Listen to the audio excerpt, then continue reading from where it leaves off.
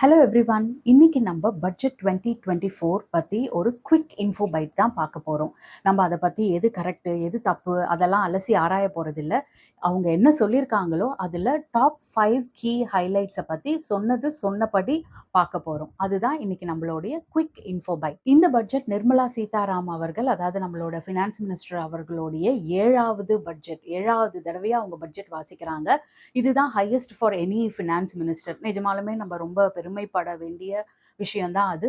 ஒரு finance minister 7 தடவை budget வாசிக்கிறது, அதாவது பட்ஜெட் அனௌன்ஸ் பண்றது. அது மோடி அவருடைய ஸ்பீச், இன்ட்ரோடக்டரி ஸ்பீச்ல என்ன சொல்லியிருக்காரு அப்படின்னா, கிட்டத்தட்ட 25 கோடி மக்களை பிலோ பாவர்ட்டி லைன்ல இருந்து வெளியே கொண்டு வந்திருக்கும். ஸோ இந்த பட்ஜெட் மிடில் கிளாஸ் பீப்புளுக்கான பட்ஜெட்டாக தான் இருக்கும். இந்த தடவை நிர்மலா சீதாராம் அவர்கள் கிட்டத்தட்ட 86 மினிட்ஸ் பேசினாங்க. ஜென்ரலா உங்களுக்கே தெரியும், நிர்மலா சீதாராம் ரொம்ப லென்த்தி பட்ஜெட் படிப்பாங்க. ஒரு தடவை கிட்டத்தட்ட 2.25 மணி நேரத்துக்கும் மேல அவங்களுடைய பட்ஜெட்டை படிச்சாங்க. இந்த தடவை 86 மினிட்ஸ்ல அவங்களோட பட்ஜெட்டை அவங்க வாசிச்சு முடிச்சிருக்காங்க. இந்த தடவை main focus of the budget என்ன அப்படின்னா, employment, skilling, MSME and middle class. இந்த ஒரு 4 செக்மெண்ட்டை நோக்கி தான் நம்மளுடைய பட்ஜெட் அலோகேஷன் நிறைய இருந்திருக்கு. அஃப்கோர்ஸ் எல்லாத்துக்குமே இருக்கு, இன்ஃப்ராஸ்ட்ரக்சர் எல்லாத்துக்குமே. பட் ஃபோக்கஸ் ஐட்டம் இந்த 4 விஷயம் தான். என்னென்ன அப்படின்னா, skilling, employment, MSME and middle கிளாஸ்க்கான பட்ஜெட். பட்ஜெட் 2024 இதோடைய டாப் 5 கீ டேக்அவேஸை பார்க்கலாம். Point number 1 budget towards upskilling and employment. Upskilling and எம்ப்ளாய்மெண்ட்டுக்காக நிறைய பட்ஜெட் அலோகேஷன் பண்ணியிருக்காங்க. கிட்டத்தட்ட 2 லட்சம் கோடி ரூபாய் இதுக்கு அலோகேட் பண்ணப்பட்டிருக்கு. இதுக்கு கீழே ஒரு 3 ஸ்கீம் அனௌன்ஸ் பண்ணியிருக்காங்க. ஸ்கீம் நம்பர் 1 ஒரு ஒரு பெய்டு இன்டர்ன்ஷிப்.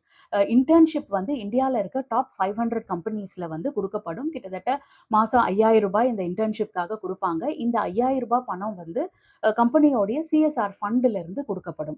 ஸ்கீம் நம்பர் 2 வேலையில சேர்ற இளைஞர்களுக்கு, அதாவது ஃபார்மல் செக்டர்ல வேலையில சேர்ற இளைஞர்களுக்கு ஒரு இன்சென்டிவ் பிளான் கொடுக்கப்படும்.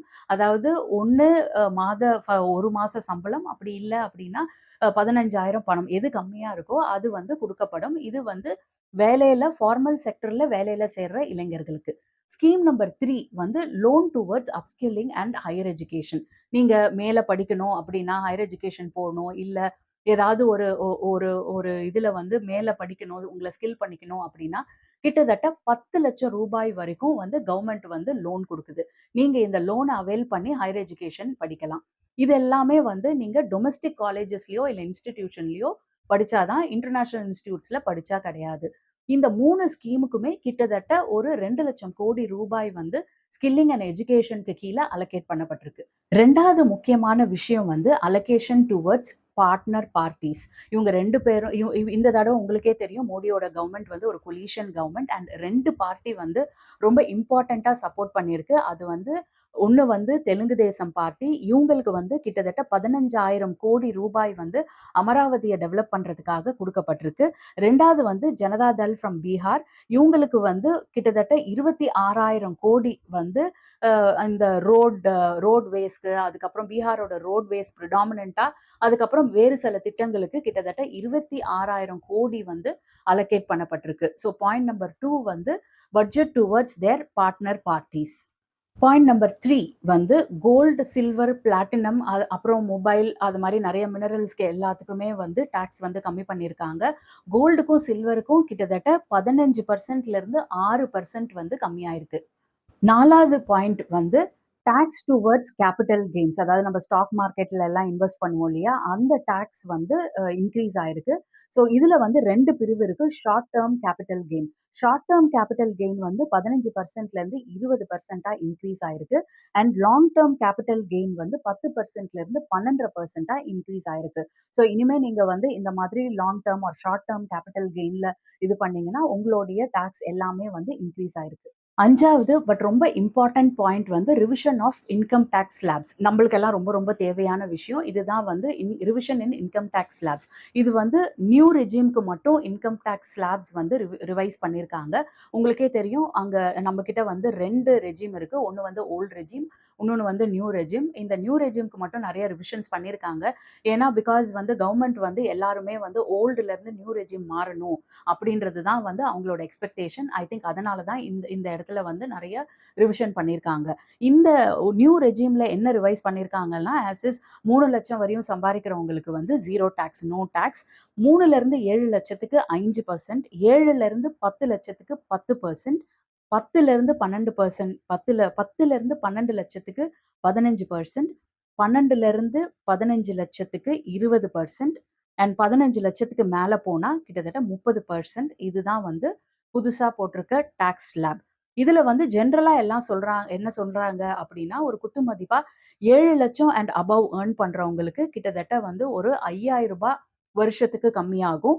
அண்ட் 10,00,000 அண்ட் அபவ் ஏர்ன் பண்றவங்களுக்கு கிட்டத்தட்ட ஒரு தோராயமா ஒரு ரூ. 10,000 வந்து வருஷத்துக்கு கம்மியாகும். இது இல்லாம இன்னொன்னு என்ன ரிவிஷன் பண்ணியிருக்காங்க அப்படின்னா, இந்த ஸ்டாண்டர்ட் டிடக்ஷன்ல வந்து 50,000 இருந்தது. ஸ்டாண்டர்ட் டிடக்ஷன வந்து 50,000த்துல இருந்து 75,000 இன்க்ரீஸ் பண்ணியிருக்காங்க.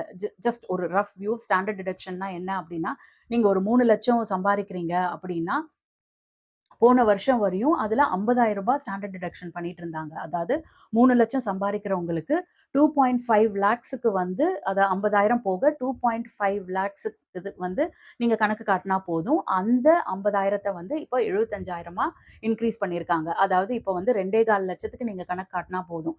மிச்சம் எல்லாம் வந்து ஸ்டாண்டர்ட் கழிவுகளா வந்து கழிக்கப்படும். ஸோ இதுதான் வந்து ஸ்டாண்டர்ட் டிடக்ஷன். அத வந்து 50,000ல இருந்து 75,000க்கு இன்க்ரீஸ் பண்ணியிருக்காங்க. இந்த 5 விஷயம் இல்லாம நெறைய அலோகேஷன்ஸ் இருக்கு. அதாவது டிஃபென்ஸ் உடைய இன்ஃப்ராஸ்ட்ரக்சர விரிவுபடுத்துறதுக்கு, அதுக்கப்புறம் நம்மளோட பார்டர் கண்ட்ரீஸ்க்கு சப்போர்ட் பண்றதுக்கு, அது இல்லாம எக்ஸ்டர்னல் அஃபேர்ஸ்க்கு இந்த மாரி நெறைய பட்ஜெட் அலோகேஷன் இருக்கு. பட் இதுதான் top 5 key takeaways from the budget 2024. இந்த பட்ஜெட் 2024 பத்தி நெறைய எக்கனாமிக் அட்வைசர்ஸ் என்ன சொல்றாங்க அப்படின்னா, நீங்க வந்து ஒரு சேலரிடு பெர்சனா இருந்தீங்க அப்படின்னா, நீங்க தான் ஜாஸ்தி இந்தியாவோட வருமானத்துக்கு கான்ட்ரிபியூட் பண்றீங்க அப்படின்னு சொல்லிட்டு இருக்காங்க. கிட்டத்தட்ட 19% ஆஃப் இந்தியாஸ் ரெவென்யூ வந்து இன்கம் டாக்ஸ்ல இருந்து தான் வருது. 18% வந்து ஜிஎஸ்டில இருந்து வருது. 19% இன்கம் டாக்ஸ்ல இருந்தும் 18% ஜிஎஸ்டில இருந்து வருது. இது 2த்துக்கும் சேலரிடான நம்ம தான் வந்து கான்ட்ரிபியூட் பண்றோம். நீங்க வந்து சேலரிடா இருந்தீங்கன்னா, நீங்க சம்பாரிச்சாலும் சரி, செலவு பண்ணாலும் சரி, இன்வெஸ்ட் பண்ணாலும் சரி, இது 3 தான் நம்ம பண்ண முடியும். ஒண்ணு சம்பாரிக்கிறோம், அப்ப வந்து டாக்ஸ் பே பண்றோம். இல்ல செலவு பண்றோம், செலவு பண்ணும்போது ஜிஎஸ்டி பே பண்றோம். இல்ல இன்வெஸ்ட் பண்றோம், இந்த கேபிட்டல் கெயின்ஸ் இந்த மாதிரி. இன்வெஸ்ட் பண்ணாலும் இதுக்கும் நம்ம வந்து டாக்ஸ் கட்டுறோம். ஸோ வந்து நம்ம தான் வந்து highest contributor for India's economy அப்படின்னு நெறைய எக்கனாமிக் அட்வைசர்ஸ் எல்லாம் சொல்றாங்க. பட் இத தாண்டி அவங்க இன்னமும் என்ன சொல்றாங்க அப்படின்னா, இந்த சேலரிடு மக்கள் கிட்ட இருந்து இவ்ளோ காசு போகுது. பட் நீங்க கட்டின பிரிட்ஜஸ் எல்லாம் உடையறது. இந்த ஏர்போர்ட்ல வந்து மழையில ஒரு ஒரு தடவ ஏர்போர்ட் இடியறது. அப்புறம் ஏகப்பட்ட ரோட்ஸ் எல்லாம் டேமேஜ் ஆகுறது. அதுக்கப்புறம் நெறைய பிரிட்ஜஸ் வந்து கட்டி திறக்கறதுக்கு முன்னாடியே இடியறது. இது எல்லாமே வந்து நம்பளோட பணத்துல இருந்து இந்தியா வந்து இன்ஃப்ராஸ்ட்ரக்சர டெவலப் பண்ணுது. நம்ப சம்பாரிக்கிற பணத்த தான் இதுக்கு கான்ட்ரிபியூட் பண்றோம். ஸோ நம்ப எல்லாருமே இனிமே இந்த விஷயத்த எல்லாத்தையுமே ரொம்ப உத்து கவனிக்கணும். இதுல எதனா ஒண்ணு நடந்துச்சு அப்படின்னா, நம்ம கேள்வி கேட்கிற இடத்துல இருக்கணும். அப்படின்றது வந்து நெறைய பேர் சொல்றாங்க. ஸோ இந்த இன்ஃப்ராஸ்ட்ரக்சர் டுவர்ட்ஸ் என்னலாம் இந்தியா பண்ணுதோ, அது எல்லாத்தையுமே நம்ம கேள்வி கேட்கிற நேரம் வந்துடுச்சு. சேலரிடு மக்கள் எல்லாருமே கிட்டத்தட்ட டபுள் டாக்ஸ் பே பண்றோம் அப்படின்றத வந்து நெறைய எக்கனாமிக் அட்வைசர்ஸ் எல்லாம் வந்து முன் வச்சிருக்காங்க. இதுதான் நம்ம பட்ஜெட் 2024 பத்தி ஒரு குவிக் இன்ஃபோ பைட். இது வந்து ஒரு விமர்சனமோ, இல்ல ஒரு ஒரு அனாலிசிஸோ இல்ல பட்ஜெட்ட பத்தி. இதுதான் வந்து ஒரு டாப் 5 கீ டேக் அவேஸ். ஸோ எதெல்லாம் ரொம்ப இம்பார்ட்டன்ட்டா நம்மள மாதிரி ஒரு மக்களுக்கு இம்பார்ட்டன்ட்டான விஷயம் மட்டும் என்னென்னலாம் பட்ஜெட் அலோகேஷன் வந்து ஹியூஜா இருந்திருக்கு அப்படின்றத பத்தி ஒரு 5 இம்பார்ட்டன்ட் கீ திங்ஸ் மட்டும் தான். பாய் ஃபார் நவ். இன்னொரு நாள் இன்னொரு குவிக் இன்ஃபோ பைட்ல பார்க்கலாம்.